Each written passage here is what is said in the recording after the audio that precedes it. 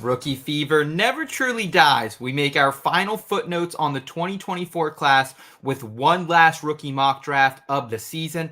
Follow along, subscribe if you're new. It's the IBT podcast coming right at you.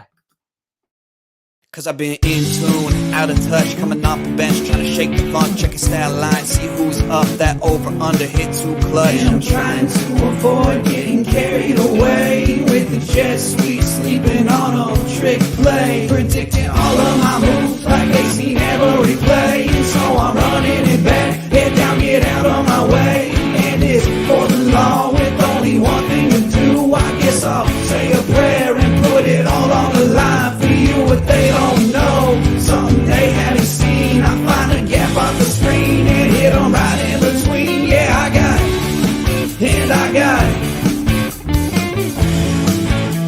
Just one thing to say, yeah, what they don't know, something they haven't seen. I'm off that mean Joe Green, it got me fading between. Yeah, I got it, and I got it. The In Between Fantasy Football Podcast.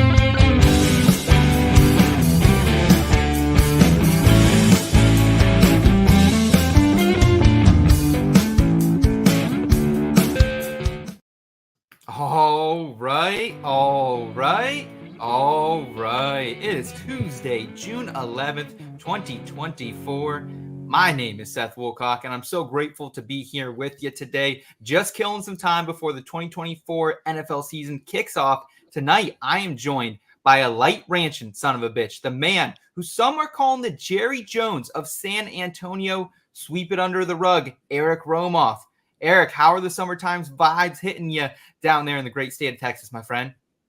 Man, the Texas summer vibes are immaculate. You have to come to terms with the fact that you're just going to be hot as shit for about 5-6 months out of the year. But once you lean into that warm embrace, it's perfect, man. Outside is beautiful, plenty of water activity, nice big blue skies, catch a little breeze in the evening, man. You just can't beat it. I'm with you there, man. And I don't know if it is the weather or just like the incredible feeling of summer, but I just feel very appreciative of life lately. And really, like, I feel like I live one of the dumbest lives of all time. So my dad was down over the weekend. I told him, like, if this is all I get in life, I am damn content with that because we're building an awesome community here at IBT. Not only do I get to hang out with them twice a week, but also kind of been moved in front of the camera over at my day job at Betting Pro. So I get to learn from people like Joe Pisapia and Pat Fitzmaurice. So, Eric, if this show sucked before, hopefully it will eventually suck less. Just getting to rub shoulders with people like that. Yeah, quite the crew of colleagues that you'll have over there. And this show did not suck before. I think that's actually the reason why you're getting in front of the cameras over on the Betting Pro side. So big congratulations are in order for sure. Super excited to see you taking this step. And to your prior point, I've got the exact same perspective. Like the second that summer hits, my entire worldview changes. Like I've got a much more mellow kind of vibe, just taking it as it comes. I need to be the summer version of myself 12 months out of the year, but I only do it like 3. Yes, I think taking it as it comes is like a great saying. That's exactly describes how I feel right now and how I think the summer version of me feels. So I hope everyone out there is feeling that way as well tonight as we dive into what's going to be our final rookie mock draft of the season. We're also going to do a fun Adam Sandler movie draft after that as well. Then we'll take your questions from the forum. We're also joined tonight, Eric, by our ride or die, man. Yinzer legend, IUP alumnus, Kyle Scott. Kyle, how are we doing in the back end, man? You're going to be on camera with us quite a bit tonight. It's exciting. It's exciting to finally show my face once in a while. Stop being in the back end, start being in the front end once in a while. Yeah, taking a little page out of my playbook tonight. We're also joined by the IBT family. Rachel saying hot as shit. Yeah, it's definitely been a little bit hot. Today was a little chill for me, Eric. I don't know about you, but I was like low 70s, high 60s. I even had a sweatshirt on my bike ride today. Oh my God, that's winter around these parts. I don't know the last time I've seen low 70s. We had a fairly mild day in so much as a storm ran through, so we only got up to like 99, which feels great, right? Like when when you're accustomed to the flesh melting off of your body, stepping into the sunlight, like if you just drop down a couple degrees and get a breeze going, it makes all the difference in the world. You're like Howie off the bench warmers right now. Like you're like scared to step a foot outside. Like you're scared of the sun right No doubt. now. Yeah, I'll wait until I see a cloud coming before I walk from my house to my car. Well, Eric, you'll be in Ohio with us in a couple months, so you can enjoy some outdoor weather there as we get ready for draft night out, which tickets are continuing to roll just, very, very quickly. I feel like I was surprised this time a year ago. We didn't even own this event. Now we have over 80 tickets sold right now. If you guys want to come hang out with us in Canton, Ohio, at the Hall of Fame Stadium. We're renting out the Brew Kettle, which is a great bar, 2-floor bar right there. It overlooks everything. It's an awesome time. We're going to have 12 different live drafts going, a couple mobile drafts going as well. So if you want to get involved with that, go over to the inbetweenmedia.com website. We have the link in the description right now as well. You can check that out. First 100 tickets, Eric, Taysom Hill giveaway jersey, man. I'm excited for that. I'm excited for that too. I see said Taysom Hill giveaway jersey, but it is not within arm's reach. So just know that I'm staring at it lovingly, knowing that I'm going to be packaging up and sending it to a new home sooner rather than later. Give it a little Spider-Man. Give it a little Spider-Man shoot. Bring it towards you, or use the Force. Also, I just got an email today from Bob Lung, who does the Expo. We have like 5 different Expo tickets to give away. So if you guys haven't got your Expo tickets yet, we can give you, whether you're getting the full weekend package, we can give you a coupon. They'll get you $20 off. Or if you just want the Sunday ticket, come get them from us, because last year no one did. And we just kind of had them. And like, it's $100 worth of, free stuff we can give out. So if you haven't got them, come and get them. How about it, Eric? We someone should end up with them.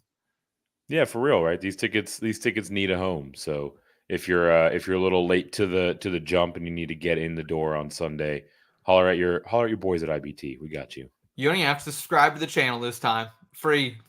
Yep. Totally free. I told you, summertime mood. I'm a different person as well. Right. Let's go ahead though, Eric. Let's jump into things tonight. I'm excited to break down a couple different fun drafts. Starting with our rookie draft here in Rave Rookie Reviews.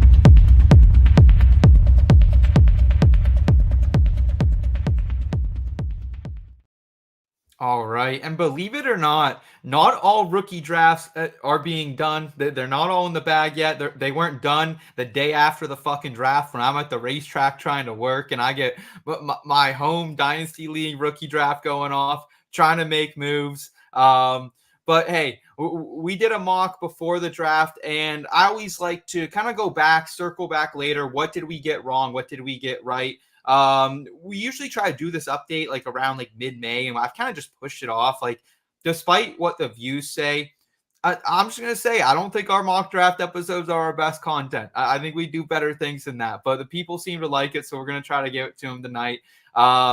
So let's go ahead. Let's pull up the mock draft here. Kyle, you're going to be drafting from the 103 for the IBT family. So we want the chat to interact with you and tell you what to do, because you have not had any rookie drafts. So I feel like you're not super prepared. So you might need a little help from Albert, Rachel, and everyone in the chat.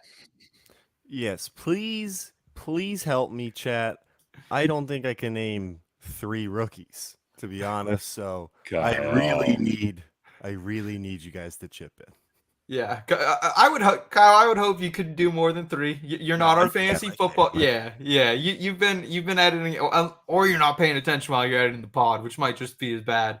So you're gonna be from the 103, Eric. You're gonna be from that 107. We got Rachel, who popped in at the 105 from the chat as well. So Rachel, you can also help Kyle in addition to doing your own draft. Give yourself a little bit of advantage possibly, and I'll be from the 112. Eric, overall, like, what do you think have been the biggest changes since we did our last rookie mock draft, I think like mid-April. Like, would you say there's any big movement on the board? Not on my board in terms of how I've ranked these players, right? We are far enough into the summer where we've seen some of these guys, take the field Yeah. and, break the ankles of several orange cones, but not far enough into where like we really can, get a better gauge on the depth chart and whatnot. What has changed materially is that the market as a whole responds to videos of rookies dusting orange cones out there, right? So there are guys that are moving up and down in ADP. So, your ability to get them at a certain value is certainly in flux. So you have to obviously have a pretty good gauge of that and be willing to respond if there's a guy that you have your heart set on. Yeah, I would say too, just like late first round, end of or early second round into the second round. I feel like a lot of players have shifted on my board. I remember when we were drafting Troy Franklin, end of first round, Mitchell, end of first round. Those guys have kind of fell back into the second round a bit. We've kind of had some more risers. Keon Coleman landing with the Bills. We'll talk more about it, but definitely some risers and some fallers from early April. But I do agree it is hype season, and we're continuing to see some people getting pushed up the board. Let's go ahead and start this mock draft here, folks. Caleb Williams going off the board at the 101, Marvin Harrison at the 102. Every rookie draft I've been in so far this season has gone exactly this way. So, Kyle, you're set up in a very realistic scenario. And traditionally, Eric, this is when Kyle and whoever's in this 103, you're presented with the choice. Do I go quarterback? Do I go wide receiver here? What do you advise Kyle to do before we open it up to the chat? And chat, please let us know right now. Who do you guys think Kyle should be taking here at the 103 of this Dynasty rookie mock draft Superflex edition? Yeah, generally speaking, I think that it's hard to go wrong with the top tier quarterback options in a rookie Superflex draft, right? From my perspective, you have the 103 probably because you're a little thin at quarterback, right? That's typically where you see, these very early draft picks being assigned. Or in the event that you don't, it's because you're active in the trade market and you probably have a decent chance of moving that quarterback around in your league and by way of trade, right? So for me, I tend to err on the side of the quarterback kind of in a vacuum. And then specifically in this draft class, you mentioned a moment ago, 1 and 2 or 2 and 1 are always those same two players, Maserati Marv and Caleb Williams. I think there is a tier break. And so being, at the top of that tier for me, I've actually got 2 quarterbacks that I would take pretty happily at the top of tier 2. So certainly looking in the quarterback direction if I were in Kyle's shoes. Looks like we got Angie hanging out with us again tonight. What's up, Angie? Angie. Thanks for tuning in once again here. Saying evening, guys, and Rachel. Always appreciate Angie's support over here on the IBT channel. Kyle, you have no help from the chat. Angie, Rachel, what do you guys think? What should we be dealing out here for Kyle? Kyle, do you have an initial lean? Because to me, I like neighbors. I like shooting for the upside. Personally, I don't know. I don't believe in Daniels as much as everyone else. I'm going to be honest with you. It's not that I'm low on the prospect because I like his talent. I just don't love a small quarterback that's small framed, super nimble, but also at the same time is taking some big hits. So I think that's where I lean there. Washington's also kind of been a poverty franchise for most of my life, so it's hard to super buy into that. So and Kyle, you've been fucking burned every fantasy league we play in. You always draft like the up and coming quarterback, and they never work out for you. So just off the top of the dome here, where are you going? You got no help from the chat. Where are you going with the 103 here? You going neighbors? You taking that security blanket, the wide receiver? You're shooting for the stars here with old Jaden Daniels. You know what? Before you made your little speech, I was leaning Daniels. Wow. But then I remembered I am bad luck for quarterbacks. You are. I really am bad quarterback juju. I think I owe it to Jaden Daniels to keep him off my team and go for neighbors to save the Washington franchise. Make the pick, my friend. I think that's the move. Do it for Magic Johnson and the boys up there in DC. They'll greatly appreciate it. Neighbors going off the board there at the 103. We'll have a computer pick here before Rachel dives in. Kyle, you figuring it out over there? You figuring out how to make the I'm picks? trying to. Oh, all right. Yeah. While Kyle's making that pick, actually, if I was in the 103 in this circumstance, I'd actually be looking at Drake May before I went to No, Jaden Daniels or Malik Neighbors for that matter. you're on I crack.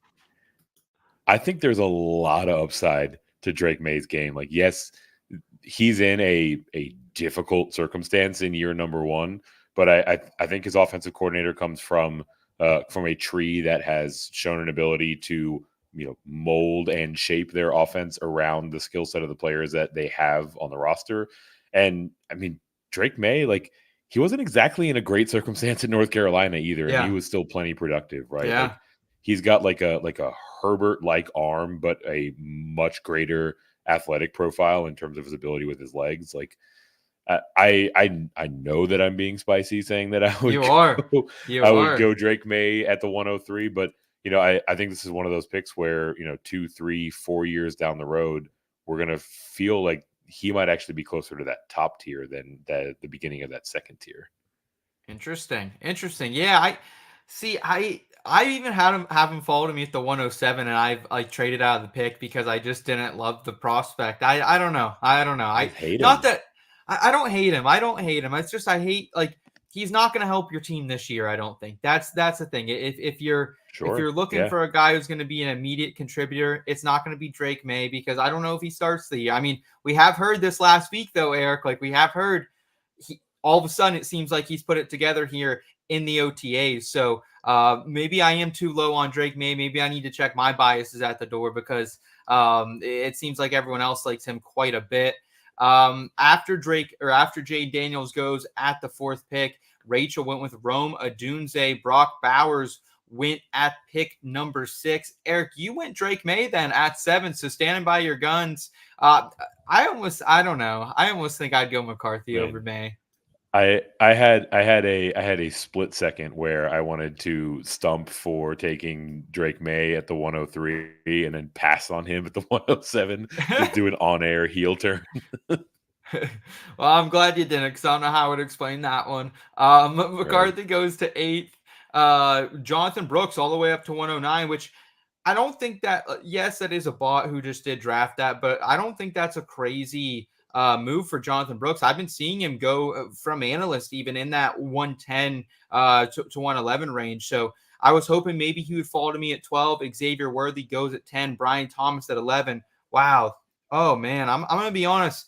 If this happened in a real draft, I'd be looking at moving back.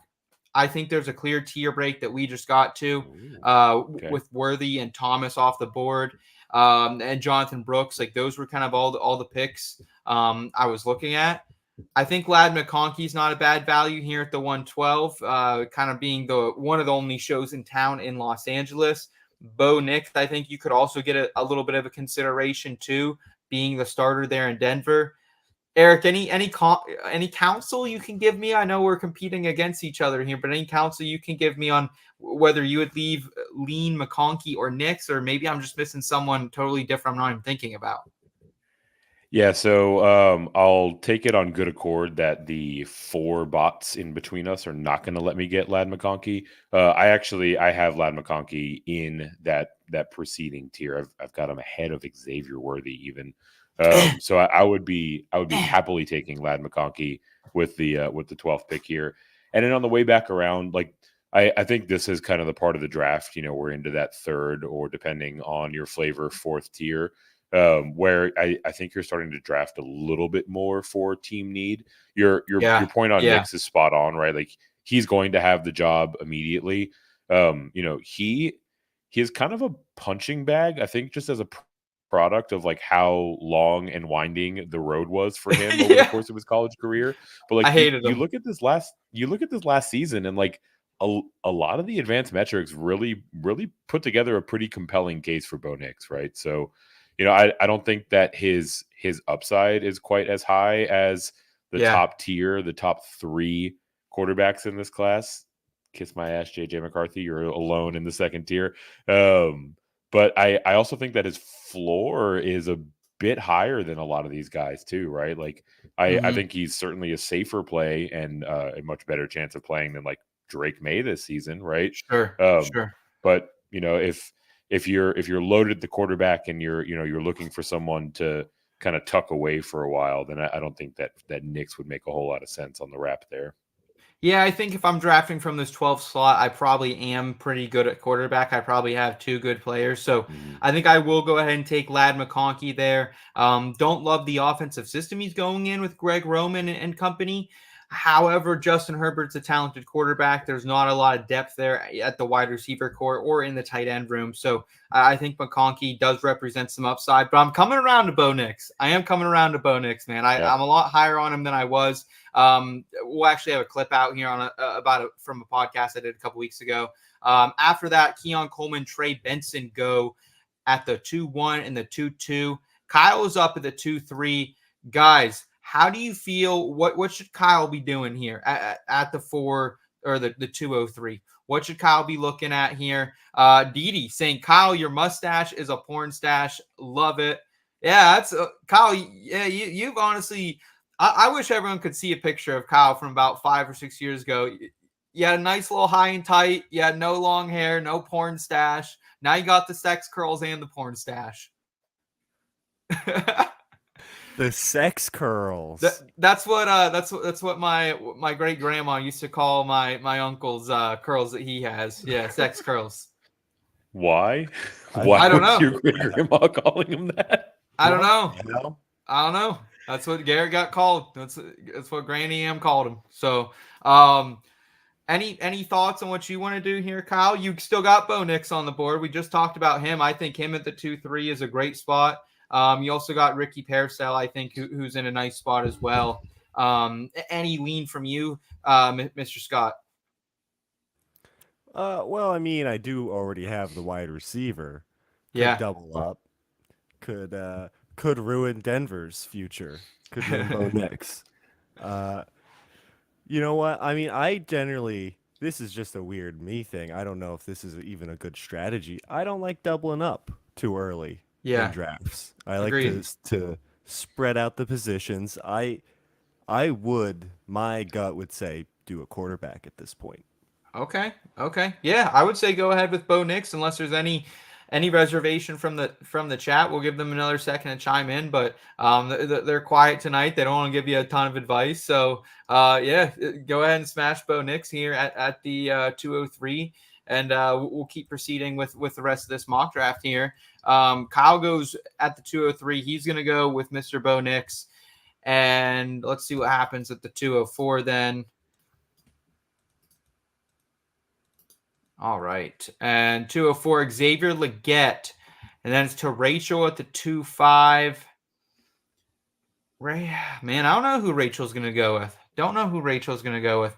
Ricky Parcell is the guy I've been kind of taking my shots on. Yeah, okay. Blake Corum to Rachel at the 2-5. So we have 3 running backs off the board. 2-6, Ricky Parcell. Eric, how are you feeling at the 2-7 here? Were you hoping to get either Corum or Ricky Stanicki there at the 206? Yeah, I did have my heart set on Blake Corum there. I think that this is a player that you can typically target or hope to have on the board around this time of the draft. To my point on Drake May earlier, right? Like for me, drafting rookies in a dynasty context, like I'm not exactly looking for guys that are going to immediately have this huge role, right? Sure. And I think Corum checks that box, right? So far, McVay has shown a pretty good track record of getting a guy into a system, and then whenever it's his time to have the ball, he just runs that dude into the dirt. Yeah. They've been on record saying that a lot of the reason why they drafted Corum is he's got a lot of Kyron Williams to his game, right? So, in the scenario where it kind of plays out as it has in the past, as soon as next year, you could be looking at a massive workload for Blake Corum, but in the very non-zero chance on the range of outcomes that Kyron Williams gets hurt this year as he did last year, you're going to be talking about Blake Corum being in like the wide receiver or the running back one conversation in those weeks where he's out, right? So Certainly had my heart set a bit on Blake Corum, but we adjust and move on. I think this is a tricky spot. I'm gonna go with AD Mitchell here. This is a player that I think was an absolute joke that he fell as far as he did in the NFL draft. I think the fact that he fell is negatively impacting his draft capital or his draft stock in Dynasty land. Very much so to my benefit. He's actually one of my most rostered players in best ball and someone I'm certainly targeting in rookie drafts out there. One of these like size speed freaks that we don't see all that often, right? And I'm not exactly sure what the knock was that that tanked his stock. There's some rumors or reporting out there that he didn't do great in the interviews. If you want to nitpick, some of his tape, he kind of disappeared in UT games and other games. He would just go nuts, right? But didn't do shit before he got to Texas either. Well, yeah, I mean, he was stuck behind Lad McConkey and Brock Bowers, right? Yeah. So yeah, I mean, small sample size, I think, is the argument that you're making, and that's fair, right? But from like a raw skill set standpoint, from a environment standpoint, right? Like he gets to drop into this Shane Steichen system, which I absolutely love. He's going to be paired up with Anthony Richardson for years and years to come. Like his circumstance is one that I'm in love with. So I have been and will continue to happily take him here in the second round. Okay. AD, I would have thought about Penix where you are. I get you already took a quarterback. Penix was maybe the one guy on my list. And I was at a spot in the draft where I was at like the 2-5, and I ended up taking Pierce all over with him over Penix. And I still don't know how I feel about it a couple months. Again, I was at the racetrack. And I had to make a split-second decision. I'm going to contradict myself, as I was just saying a moment ago, that it's not all about this year in terms of playing time. On the other side of that coin, the circumstance for Michael Penix is bizarre, right? Like I can see a world where he doesn't see the field for 2 or 3 or more seasons, right? And like at that point, it's a literal crapshoot. Like if you're not putting tape out there before that rookie contract is over, whether or not you're viewed as a starter in this league is legitimately in question, and your circumstance for the opportunity in front of you can be real dicey, right? So I think that he's the type of prospect that can kind of play his way through that, but he's certainly the only quarterback of this top lot that has that glaring question mark in terms of his opportunity. Sure. Penix does go at the 2-9 though. Jalen Polk ends up at the 2-8. Ben Senot, he goes at the 2-10, which I don't think is a crazy ADP for Ben. He's kind of been rising this offseason. We've been seeing some more hype get going around him. Do you think Jalen Wright, do you think that's a good pick, or do you think I should change that pick? Do you think that's a legit one at 2-11? I haven't seen Wright go too often in the second round, but I could see the hype building for him if that is his ADP now in Sleeper. Yeah, I mean, I think it's fair, right? Probably a bit overreach relative to his ADP, but I don't think it like throws the validity of the draft off, right? Like, this is an incredibly thin running back class, right? So there are going to be plenty of dynasty rosters that are thin at the position and are looking to spend a second round draft pick, and he's after the first 3 come off, you can make a case for him being right there. So I don't think it's completely out of pocket. Yeah, and dude, people take fucking out of pocket picks in dynasty all rookie drafts all the time. Yeah, that's it. Team 11 is the robot wild card, right? even in analyst leagues, man, I get thrown for a fucking loop sometime, and I think I'm the one missing something after I see some people's picks. I'm like, what the fuck am I missing on this guy? Oh, dude, that's just take lock. Yeah, you plant a flag on someone, you got to back it up. Yeah, absolutely. As evidenced by my Drake May pick. Yeah. All right, I'm up at the 212 here. There's about 2 guys left on the board that I'm very high on. And I'm going to take the one because I'm at the 212. I'm in a win now type of situation, most likely here. So I'm going to take someone who I think can help me win now. And yes, I do like Malachi Corley a lot. But the Jets, like, I mean, even like Aaron Rodgers not showing up for OTAs today, just vibes are a little weird right now. Obviously, he already had that planned. It seems like that was kind of discussed way before OTAs. I don't really know. I didn't love how, Robert Saleh kind of worded that today. But in general, like there's more risk, I think, with Corley. Instead, I'm going to go with Roman Wilson here of the Pittsburgh Steelers. We heard Mark Caboli earlier this week saying, screaming from a rooftop, hey, Steelers got no wide receiver 2 here. It's a big question mark. People are worried about it in the city. I don't think they have to be worried, man. I think Roman Wilson was selected to be that guy. Ran a really fast 40, faster than we thought, sub 4.4. Also going out there after a very good season at Michigan, where he got to the championship game, was kind of their de facto number 1 wide receiver, still on a team without a lot of volume. But nonetheless, was a clutch guy. I think he fits right in here at Pittsburgh, slots in that wide receiver 2 role. We'll play a little flanker. We'll play out of the slot. But yeah, give me a little Roman Wilson here, a little Pittsburgh love, a little Yinzer love for you, Kyle. Yeah, I mean, I will say people in the city are asking. I hear it on the streets all the time. Who is the Lurs wide receiver 2? Who Yins think that is? And Seth has it answered for us. It is Roman Wilson. It is Roman Wilson. People are also buzzing about Paul Skeens and the Allegheny Electric Company down there. Hey, man, yeah. Kyle's a little Hundo season boys. ticket holder over there. Yeah, Hundo boys. Kyle knows what's up down there at PNC. Kyle, speaking of knowing what's up, you're on the clock at the 3:03. Jatavion Sanders and Spencer Rattler off the board at the 3-1, the 3-2. So you do have Malachi Corley, like I just pointed out as well. Also, other people I think potentially in consideration for you could be Troy Franklin or Jermaine Burton. Eric, out of these 3 players, do you have a clear favorite for yourself? Or am I missing someone? Am I fading the running backs too much? Because I think it's too early to even consider guys like a Lloyd or an Irving or someone like that. Yeah, I mean, I'm with you until you mentioned it's a little too early to think about some of these, kind of third or second tier running backs. I mean, for me in the 3rd round of a rookie draft, like you're very much so speculating, and so this is there's still some good players.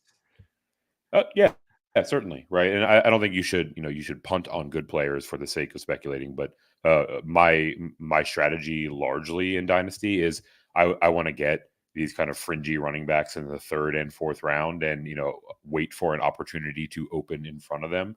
So I say all this because I'm probably going to be taking a running back here shortly. But yeah, I probably like how this sets up for Burton more than anyone else, right? Like there's a very clear path to him being Joe Burrow's 2nd receiving option, as soon as this year, probably realistically next year.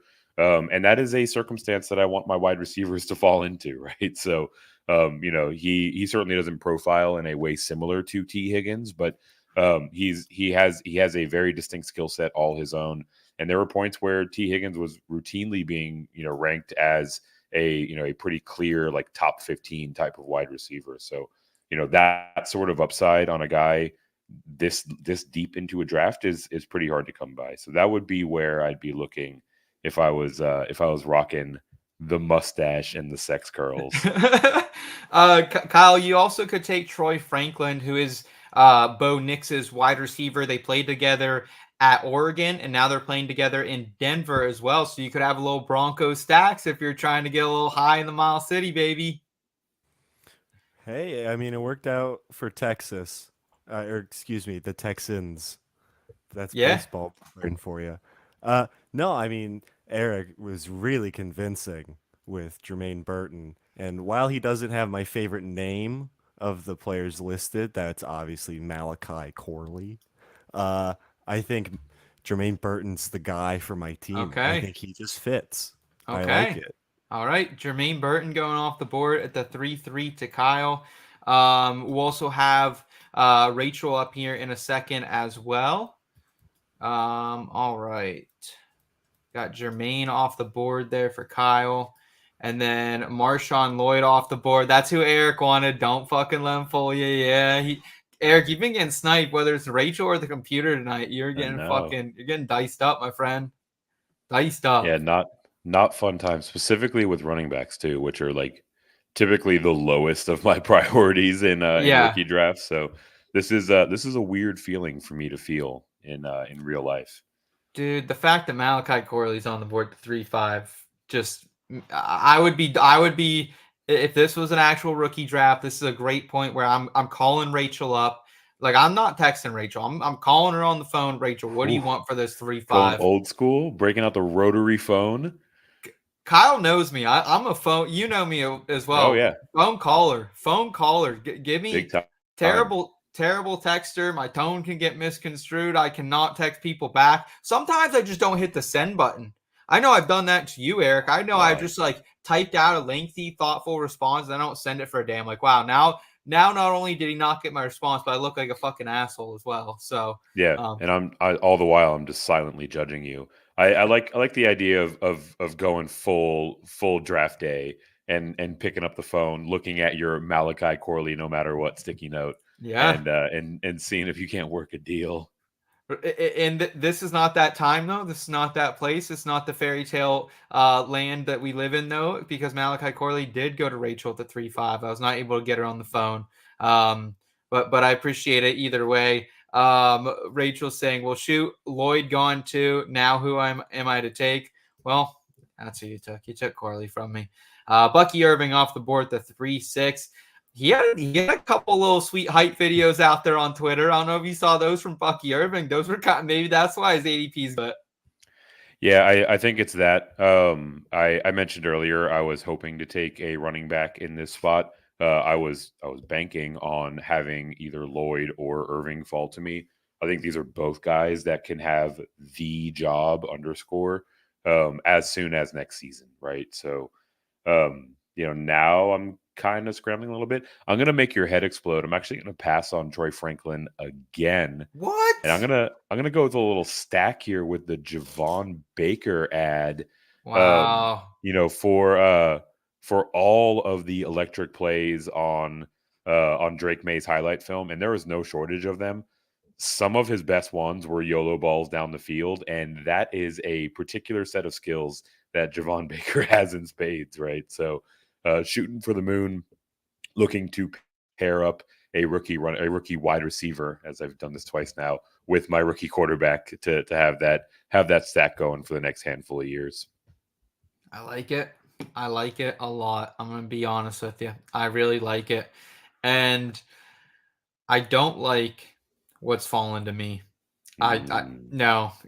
I had about 4 players in mind, and they just went off the board. Kamani Vidal, he could potentially challenge for some playing time in the Chargers backfield. Troy Franklin, if we've talked him up. Ray Davis, he's been a guy I haven't really changed my tone on a whole lot. I was super hyped on him. I'm a little less hyped now that he's sharing a backfield with James Cook, but I still think he can be that thunder to James Cook's lightning. So I do like Ray Davis going there off the board at 310. Theo Johnson at 311. Oh, man, like this is another time. If someone wants this pick, I'm fully willing to listen. Fully willing to listen. Rachel in the chat. mm. Seth loves Ray Davis. I do. He's a great story. Go read some stories on Ray Davis, man. This guy's been through some hardships, transferred around, was homeless at one point, man. So a lot of love for Ray Davis. For me, it's between Luke McCaffrey going to Washington or Jalen McMillan in Tampa Bay. I hate going 3 wide receivers in a row. Like I kind of wish now. I kind of regret taking Ladd at that 112, and almost wish I would have taken Bo Nix. I think I would have liked my team a little bit more. I don't know, Eric. Like, do you got any guidance here once again? Like, McCaffrey could be a difference maker just because I am someone who believes a little bit in like the talent runs in the genes. You know what I mean? Not always. You're not always going to get a TJ Watt, from the baby brother. It was Clay Matthews brother's name. Like he kind of sucked ass. He was like one guy, Yeah. Jordan Matthews or something, whatever. But any thoughts, McCaffrey from you? Well, I first have thoughts on rethinking your draft strategy based on how the latter rounds play out, right? Like rookie drafts is really about just like accumulating as much talent as possible for your roster, right? Yeah, yeah. I would not change my my McConkey pick for Bo Nix in that spot. Even I if you always are have looking at buyer's playing, regret. I always have buyer's regret in rookie drafts because it's for so long. It's not just one season, you know. yeah, that's fair. Of the two, I'd probably lean. I I'd think probably lean Luke. Luke McCaffrey. I think Yeah. too. He's the he's probably going to be the wide receiver 3, right? Like McMillan's probably going to be the 4th. Like Trey Palmer flashed a little bit last year. Like until Godwin or Evans are out of the picture, I don't know really where McMillan steps in. Yeah, and that's kind of the thing, right? Like you can say that both of these guys are equally blocked, right? The best case scenario is they become the wide receiver 3 in their respective sets this season. I do think that Luke McCaffrey has a skill set that's a little bit less duplicative around or relative to the other two wide receivers that are trotting Mm-hmm. out there, right? So he might get incrementally a bit more playing time. Mm-hmm. And also, like, I mean, you mentioned Washington as a poverty franchise. There's a non-zero chance that like this whole circumstance is flipped on its head in 2 or 3 years, and it could be the young guys like Lit. McCaffrey and McDaniels just hanging out trying to initiate the rebuild. True. Yeah, good point there. Audric Estine off the board, and then Eric All at the 4-1 and the 4-2. All's definitely been going up boards quite a bit. It's kind of landing in Cincinnati. There not a whole lot of competition besides what's left of Mike Gesicki. # we are. Kyle, you're up on the board, man. Jalen McMillan, we talked about him. You also have Braylon Allen for the Jets, who could be a potential guy in the backfield, likely to be that number 2 running back on the depth chart is kind of what we're hearing there. You also have Brennan Rice on the board. Jerry Rice's son. He's going to be out there in Los Angeles with the Chargers. Fell in the draft, I think, a lot further than a lot of us hoped. You also have a running back like Tyrone Tracy. Maybe he pushes Devin Singletary a little bit for that number 1 job in New York. And any leans from you, Kyle? You right now have Malik Neighbors, Bo Nix, and Jermaine Burton. So a very balanced, a very analytical team that you've acquired so far. Did you say Jerry Rice's son? Yes, sir. That's all I need to hear, baby. Let's go nepotism. Give me Brandon. Also down the board, if we were doing a 5th round, Frank Gore's son as well for you, Kyle. So Yeah, no doubt. Or Frank Gore. I would take him in maybe the 6th. Little FJJ. We just gave out Frank Gore jersey last week. Didi won that. That was fucking sweet. That was sick. No doubt. That is awesome. I was sick. All right, so gonna go ahead and for Kyle, we're gonna go ahead and take Brendan Rice off the board at the 4-3, Cade Stover at the 4-4, Rachel on the board here at the 4-5. Knowing Rachel, she likes the Bucks. She's a Baker stan. I think she goes McMillan here probably. If knowing our friend Rachel, I think like I do. How do you feel about Braylon Allen now? Because like, I loved Braylon Allen. I love the Jets, Eric. But to me, it's like hard to get excited about anyone. Like again, it's 4th round. We're taking fucking dart throws. You know what I mean? But like he looks like a beast. He looks sweet in his fuck. Like, you know what I mean? He's a guy who's getting some hype just in the Twitterverse right now. Yeah, he's getting some hype. I don't know what it is, but we're now going 2 years running of the Jets drafting like sleeper running backs that I was really high on and just burying them on the depth chart, right? So now not only is Braylon Allen behind Brees Hall, but also Izzy Abanikanda is just hanging out back there. And like, I mean, there's some positive reporting coming out of Jets camp, right? Like going back to this idea of like duplicative skill sets. I do think that Abanikanda is much more like Brees Hall in terms of how they profile than Braylon Allen is, right? Allen's much more of that like Gus Edwards type of thumper. So there could be some goal line work there that might get him to spike here or there, but realistically, like the state of the running back market is one to where like if you don't put some impressive tape out there over the course of your rookie contract, there's a very real likelihood you're not getting to your second Gone. contract, and you're just Yep. not a consideration in Dynasty, right? So I Dude. wouldn't be taking Yeah. Braylon Allen because he's got such a great player in front of him to where, like, by the time he's even sniffing meaningful workload, they're already making a decision on whether or not to pick up his option, you know? Yep, I'm with you there, and we already saw like they're kind of willing to kind of just get rid of Izzy. It seems like, and he's going to be fighting for a roster spot after having a really great career at Pittsburgh there in college. So very disappointing to see that, and also Isaiah Davis kind of in that fold as well, from South Dakota State University as well that they drafted. So Jordan Travis, another Jet, goes off the board at the 4-6 after Rachel takes Tyrone Tracy at the 4-5. Love that pick. 4-7 for you, Eric. Who's your dart throw fourth rounder going to be? Braylon Allen? My dart throw fourth rounder was going to be Tyrone Tracy. I don't know why we invited Wow. Rachel to this draft. My insides hurt just watching her pick directly from my queue. So for me, I guess it's really a decision between Jalen McMillan and Devontae Walker.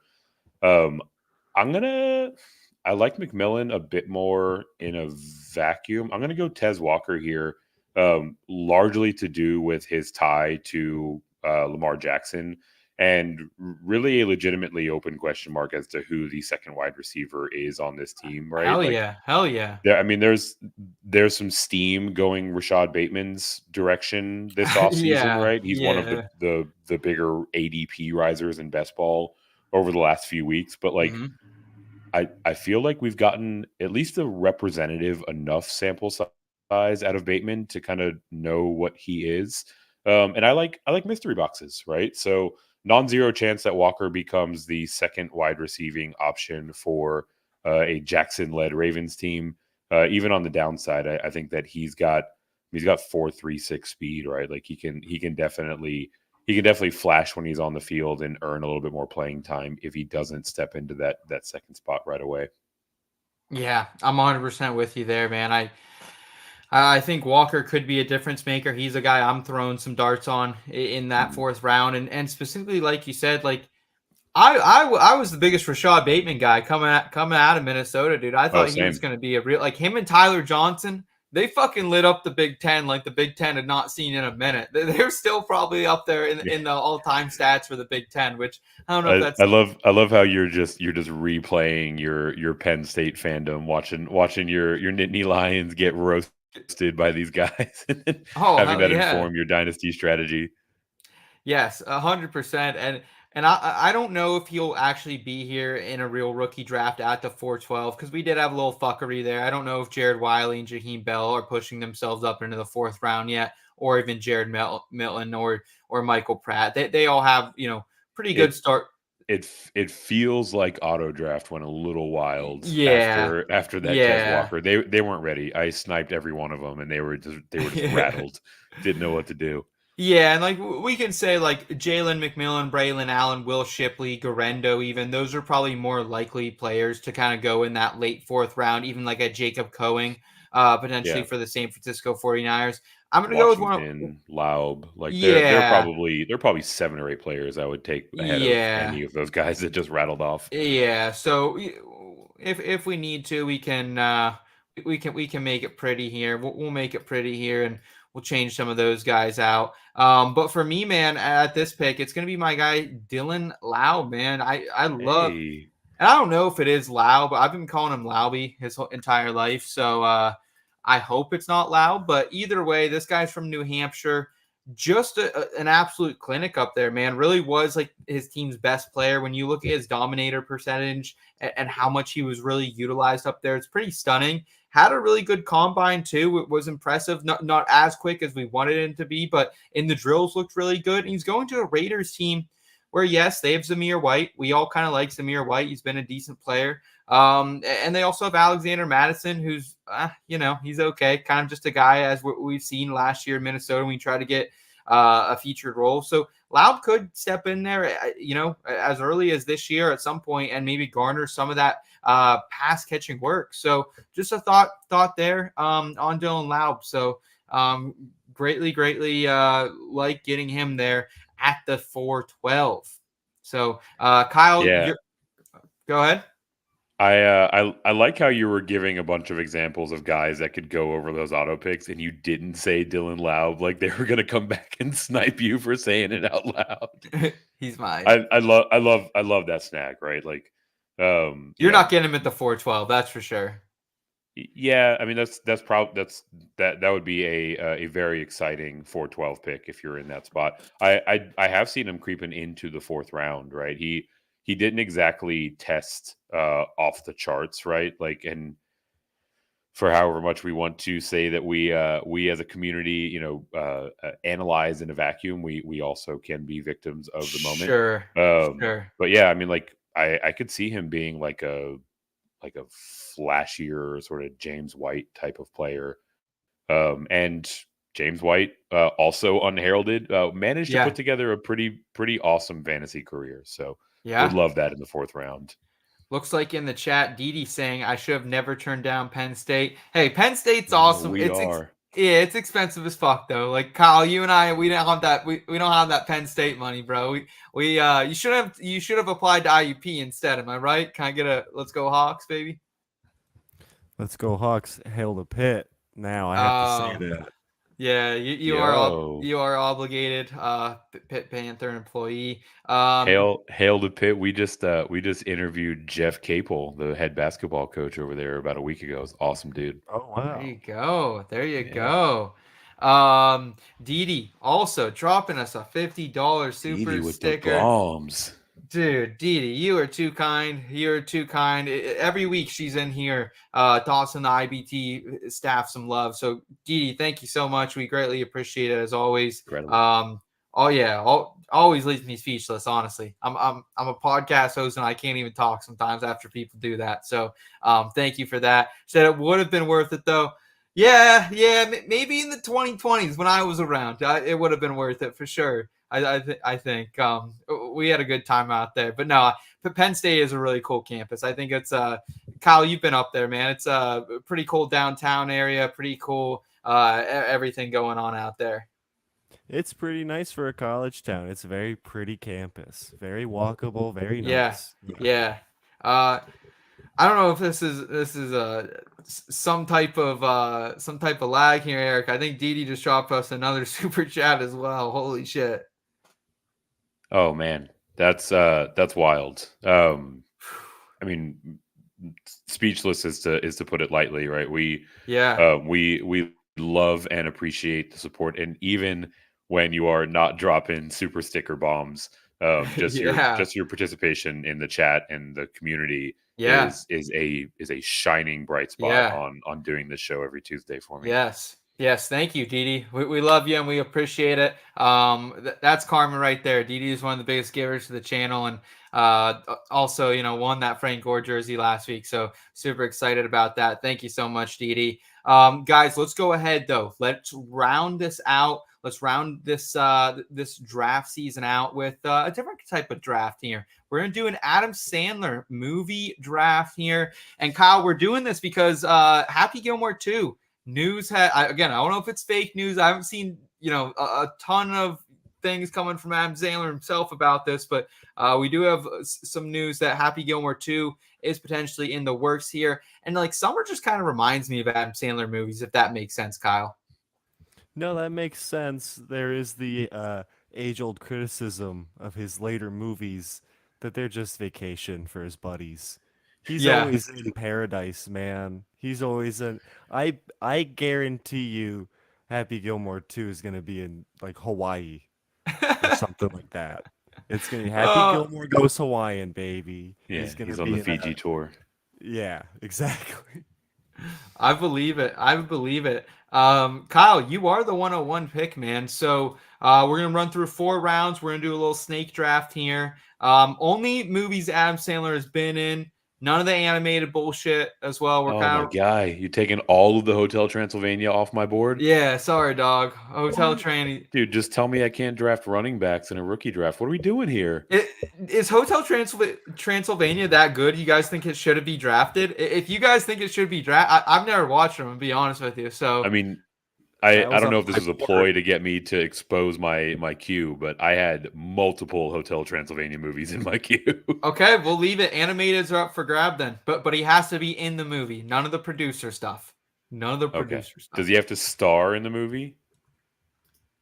No, Okay. no, nope, nope. He just has to be You in the guys are about movie. to get lit up. Woo! Oh, yeah. Eric's gonna show his age here a little bit, I think, in this one. Kyle, you have the 101 though, my friend. Use it wisely because 4 movies are gonna be gone until you get your next pick here. All right, so this may be a hot take, but 101, I'm taking risks, okay? I'm doing this for real. The 101 Adam Sandler movie is Uncut Gems. All right? Oh, It is. I'm sorry, but it's not one of his comedies. It's not one of the ones him and the SNL crew did. It's fucking Uncut Gems. That movie's like genuinely awesome. It's so good. It's Uncut not Gems. God. it's not a movie you're gonna watch on TBS on a Thursday afternoon in a hotel, but like it's awesome. I've It's not honestly your standard Adam Sandler fare. never That's why watched it's Uncut 101. Cut Gems. Yo. All right. Seth, get out of here.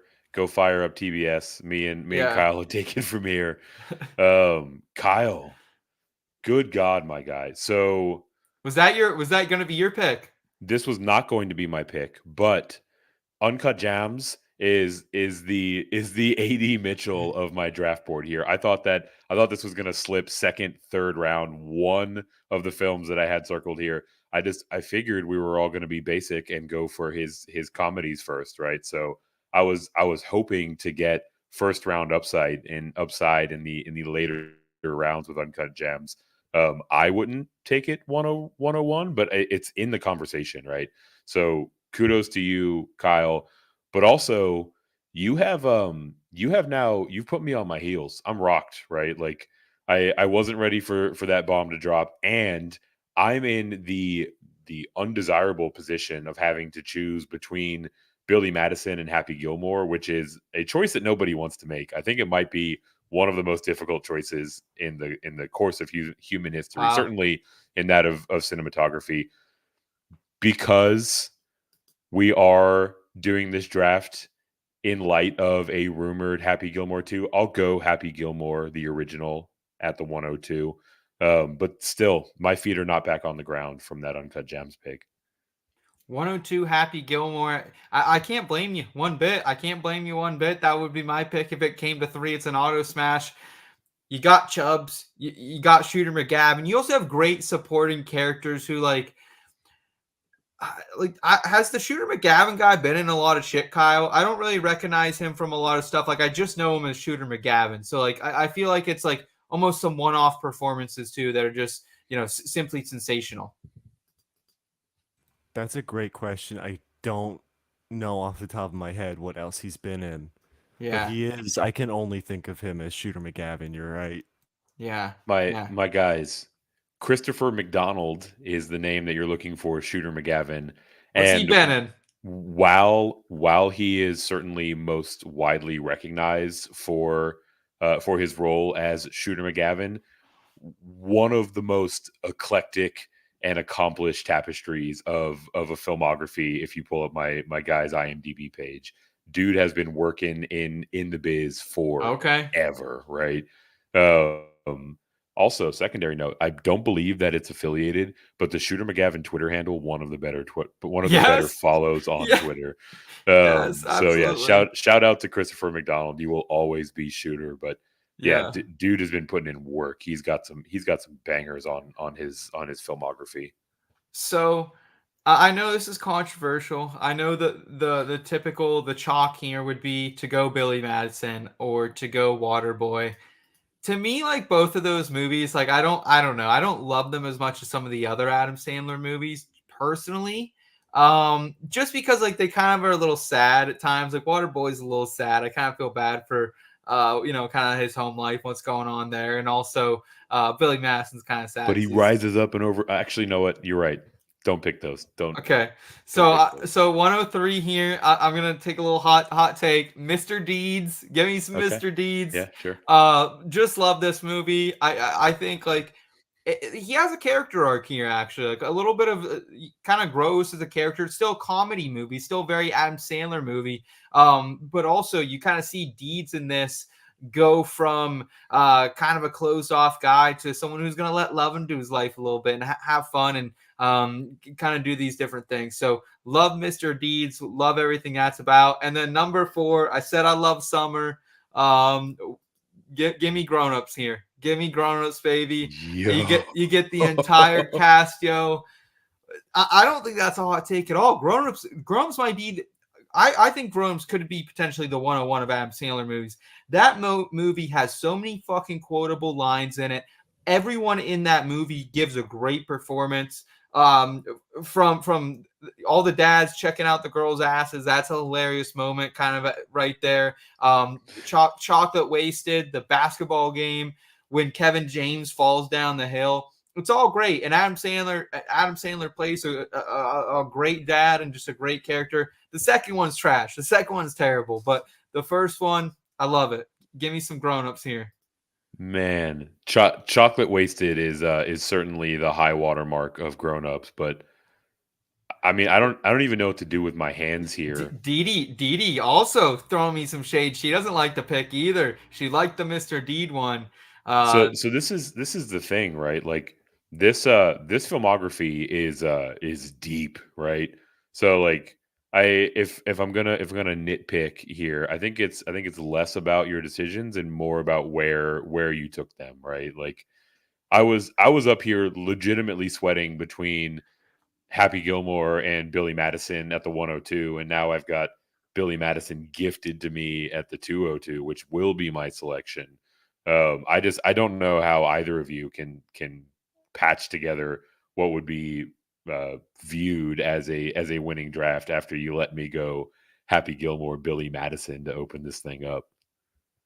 Hey, I think you caught us off guard with Bill or with going Happy Gilmore there at the 102. I thought maybe he would slide down to the 103. But Billy Madison, it's a great pick. It's a great story. Again, I don't know. It's a little childish to me, a little childish, but maybe that's what you want from an Adam Sandler movie. And Chocolate Wasted isn't. Kevin James, fat man rolling downhill, isn't childish. That's hilarious.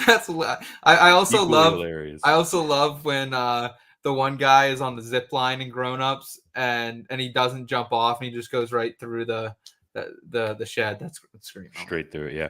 One of the deciding factors whenever I'm on a close decision here, when I have to choose between Happy Gilmore and Billy Madison, for example, I do like to err on the side of which film I use more gifs from. Sure. And the Chris Farley "That Is Correct" gif is like top 3 in my rotation. Fair enough. Kyle, how do you feel like the board's shaken out? Do you like what's fallen to you, or are you a little upset? Do you think you got sniped, or like, wow, I'm drafting with a bunch of dumbasses here? No, frankly, I don't feel sniped at all. These are some very, standard picks, if I might say so, especially from Eric. I mean, Billy Madison and Happy Gilmore. Yeah. I mean, you're gonna leave Randy Moss and Jerry Rice on the board for me. That's a good draft if it's 2002. You're like, oh, I got fucking Bart Starr, and I got I don't even know who else because it doesn't matter. These are old. Look, greatness doesn't age. Yeah, you're like, I got Jim Thorpe. Might as well have anger management on that list as well. Yeah, I'm gonna go with something a little more hip to the kids, something I saw in the theaters when I was a kid. I'm gonna go Click, the classic. Nice. Right? Nice. Click was one of those movies as a kid. It fucked me up, like, honestly, like, because like I think it's hard to like understand like the ideas of regret as a kid and the ideas of making mistakes and like kind of what the whole I think plot of that movie is. So definitely an interesting one there. I don't, and like even seeing kind of how he gets at the end, yeah, like when he has the fat suit on and stuff. A very interesting movie there, Kyle. So Don't hate the pick. Don't hate the pick. Yeah, if some classic moments with Christopher Walken, Bed Bath and Beyond. He goes to Yes. the Beyond section. That Classic. kept Eric. I feel like that kept Bed Bath and Beyond in business for a minute, being in Click, because I don't know anyone that ever shops at Bed Bath and Beyond. Yeah, no, they are Gonzo, rest in power, Bed Bath and Beyond. I think they officially went under when Oh, Click really? was like removed from all of the streaming services. Like that was their last lifeline. Yeah, where is it? Um, Why isn't it anywhere? I can never find that anywhere Yeah. anymore. I think it might have been like secretly funded by Big Bed Bath and Beyond, and once they went under, Click was no more.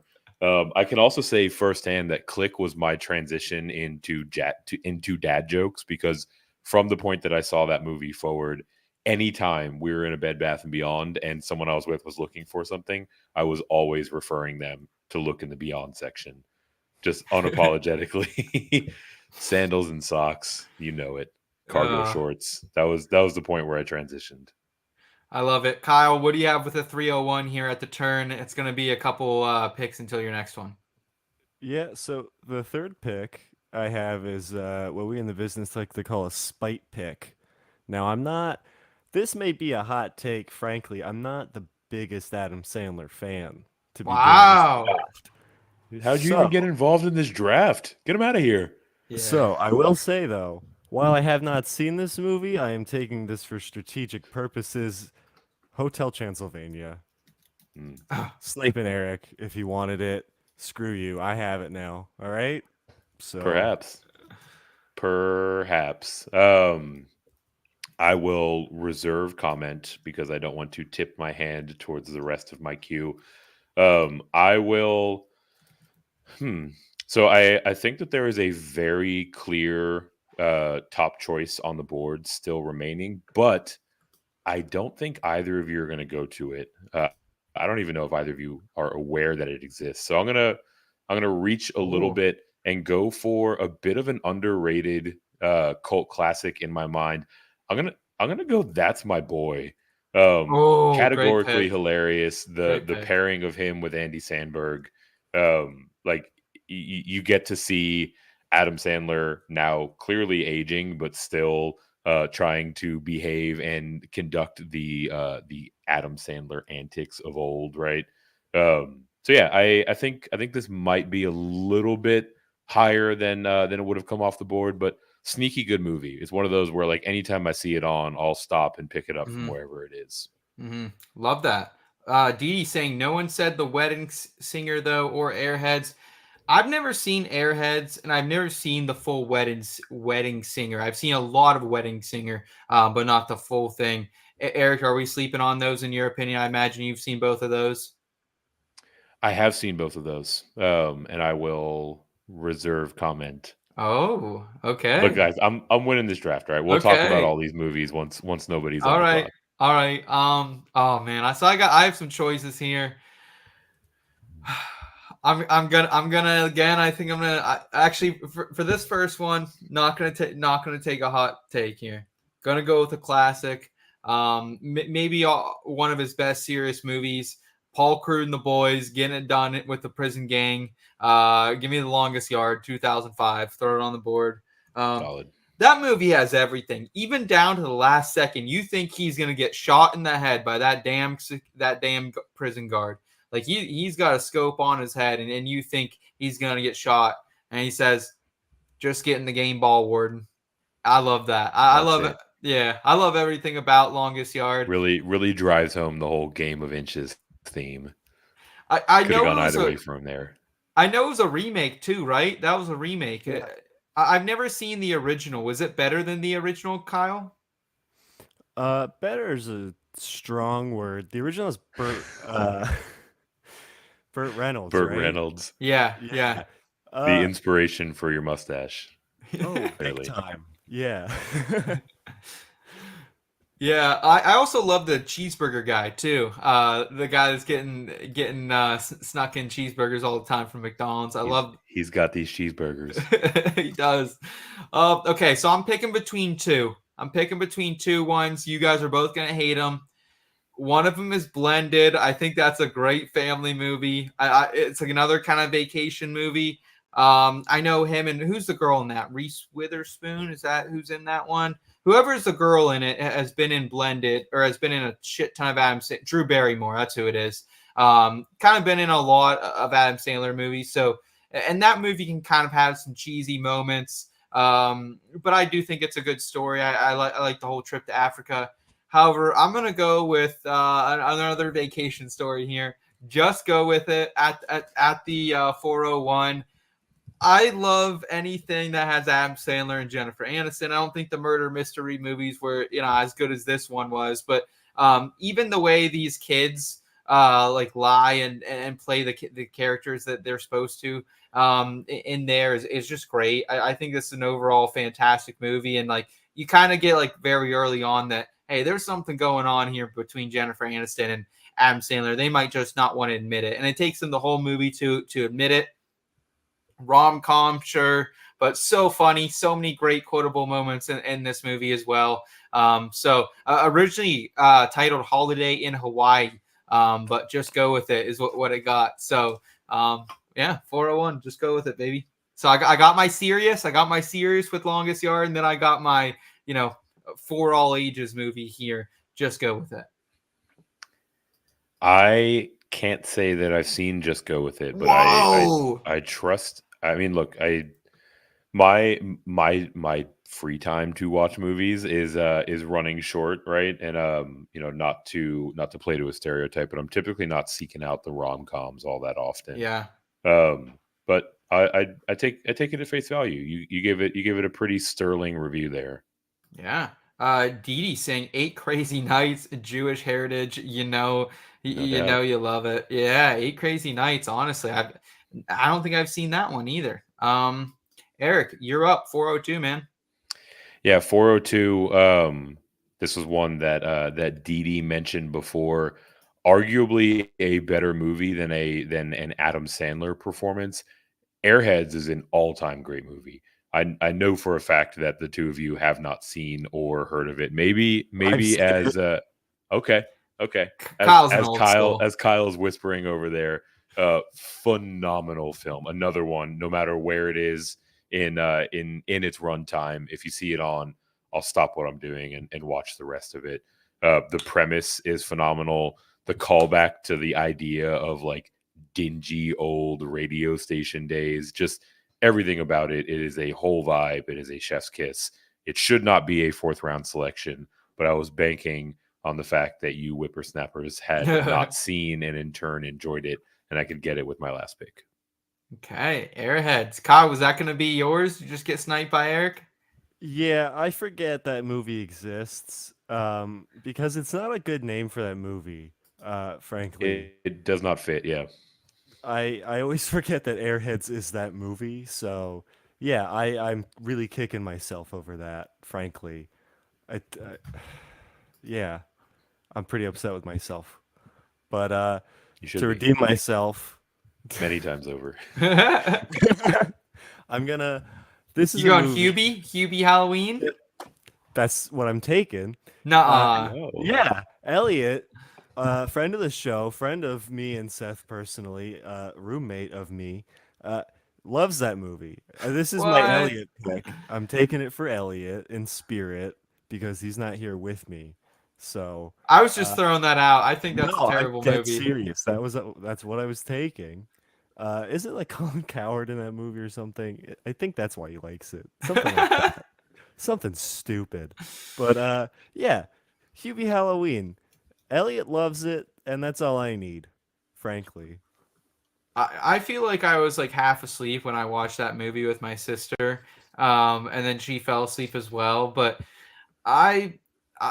he plays an idiot in that one, and I think he's good at playing those roles. But I don't know. I don't know how I feel about that. I don't know. Eric, your thoughts on Hubie? Have your kids gotten to the Mr. Hube yet?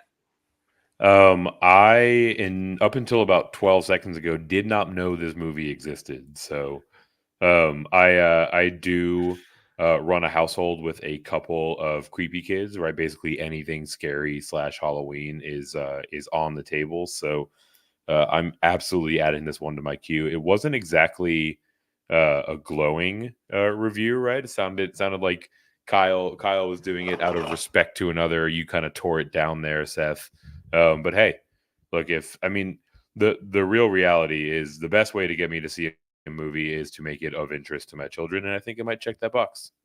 Oh yeah, yeah. The film actually pays tribute as well to Cameron Boyce, who was supposed to co-star in that movie as well. So shout out Cameron Boyce, man. He was a great actor. He was in Grown Ups and some really other good stuff as well. But yeah, I love that, man. Set in Salem, really good. Really good call out there from you, Kyle. Even though I don't know if I'm totally on board, I like the shout out nonetheless. That'll do it for the Adam Sandler draft, guys. Maybe we'll put a tweet out sometime this week and let people tell us who had the best draft.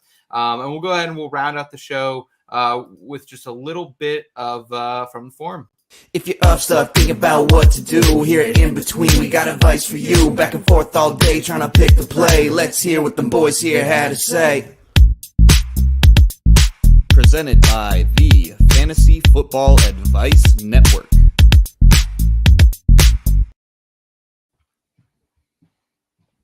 From the forum, this is presented by the Fantasy Football Advice Network. If you guys haven't checked out the platform that just keeps giving to fantasy football analysts and enthusiasts everywhere, make sure you're heading over there to fantasyfootballadvice.com or download the app in all the app stores where you can get it. We're answering a question from our guy, Cato. Should we be buying low on Dak Prescott? Cato actually put out a little bit of article over there on the Fantasy Football Advice Network asking just this question, kind of diving into who is Dak Prescott? What has Dak Prescott been doing the last couple of years? Well, Eric, he's just 30 years old, coming off a QB3 season. He's been a QB1 in 5 of 6 healthy seasons. However, QB9 right now in underdog draft, so a little bit of a value potentially, and also going QB 15, 41 overall in Keep Trade Cuts Dynasty rankings. Are you buying low on Dak Prescott, Eric? Yes, actively, actually, in all of my Superflex leagues, I am putting prospective offers out there for Dak Prescott for a lot of the reasons that you mentioned, right? Like, maybe it is guilt by association with that busted star on his helmet, right? But the markets swing pretty wildly on the Cowboys and in turn on the Cowboys players. So I do think just by the nature of that, there's some value baked in, but also you remove some of these epic flops in to close out their playoff runs, and Dak Prescott is stringing together some real solid years, not the least of which last season where he threw the ball almost 600 times, 4,500 passing yards, 36 touchdowns, ran a couple in about 250 yards on the ground. Like all of the advanced analytics that you're looking for around a franchise quarterback are there for Dak Prescott, as both of us have now stumbled on his name. And despite that, he's being treated as like kind of a fringy asset in these dynasty streets, right? So like there's definitely incongruence with his perception and his statistical reality. He throws in the red zone a ton. He throws to the end zone a ton. Like everything that I'm looking for out of a more, pocket style quarterback is there. And it seems like you can get him, for a pretty reasonable price tag. I don't know if there's like a specific offer that is referenced in this question, but yeah, I mean, I wouldn't be shy about sending out like a future first or late first round capital to acquire him. And I think you can probably get him for a little bit less than that. We touched on it last week when we were going through some future bets, Eric, but out of division games for the Cowboys this year, Ravens, Lions, 49ers, Falcons, Texans, Bengals, Bucks. So, they're not going to be able to cakewalk, I think, through the schedule this year. And he was still a beast last year, even though they're blowing everyone out. So they're going to be in more competitive games. I don't think their defense got a whole heck of a lot better this offseason as well. So I think you're spot on here. I am sending some feelers out for Dak Prescott in dynasty leagues. If I have some startups, I would be considering him as well, because even if he did get shipped away from the Cowboys, didn't sign back with them after this year, we don't know what the long-term future is. he would still go to a pretty good place. You know what I mean? Someone would probably pay him, make him their QB1, No and doubt. he's still only 30 years old, as you said, so still has quite a bit of good ball left in him. Might be someone like I'm maybe targeting in Scott Fishbowl if I can somehow get my hands on him. So I'll be looking at him. I'm sure we'll be talking about Dak quite a bit this offseason because I don't think we've barely said his name all offseason really to this point. Yeah, we're doing the anti-ESPN thing where we're not talking about him every day.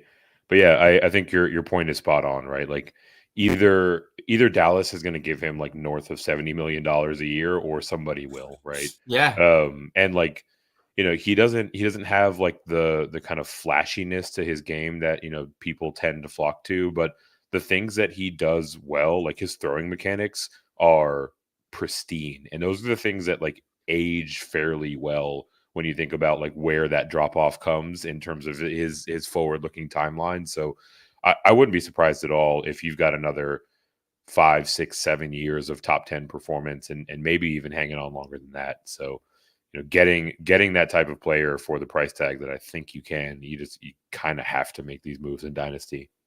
And if he doesn't sign with the Cowboys, as you kind of alluded to, like what Giants, that would be a good spot. He would have maybe a neighbors there. Maybe you could go to the Saints. He could link up with Chris Olave and the boys. Like there's some good potential openings here. Buccaneers. Yeah, Buccaneers in the next year or two if Baker isn't the long-term guy for them. So, yeah, I think there's a lot of prospect for Dak Prescott out there. Guys, thank you so much for hanging out with us tonight. It was a blast. From answering your guys' questions to going through our mock draft and also our Adam Sandler movie draft as well. You guys just got dusted in that draft.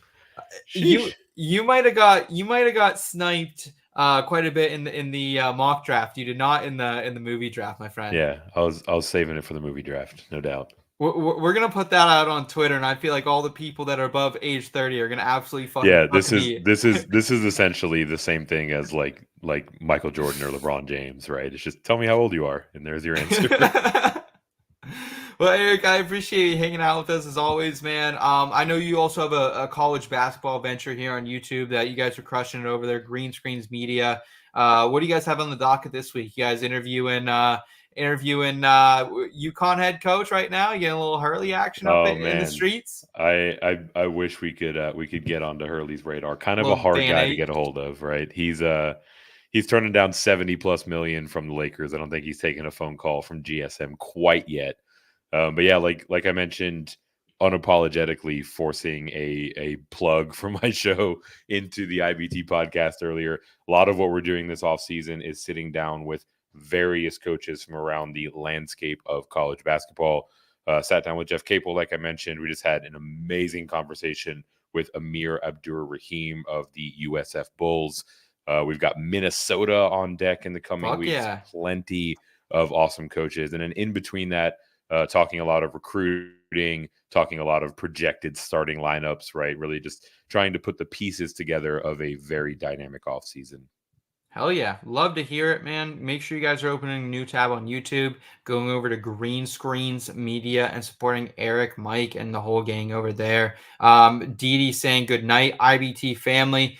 Thank you so much, Dee for hanging out with us, and Rachel, Albert, everyone who's tuned in tonight. We greatly appreciate it. For me, easiest way you can support us is here. Subscribe to the channel, give this video a thumbs up. Come over to the website, inbetweenmedia.com. We also have a great group of content creators over there putting out some good words for y'all, whether that's in the NFL fantasy football space, the NASCAR betting and DFS space, PGA, entertainment, lifestyle, you name it. We have it over there. You can also find me somehow over on the Betting Pros YouTube channel as well. Cooking up some stuff. Just dropped the a little Copa America and 2024 Euros preview, and coming out later this week, my top 5 betting strategies for beginners. So I never know, Eric. I don't know if I'd call you beginner. I know you've been out in these streets cooking it longer than Adam Sandler's been making movies.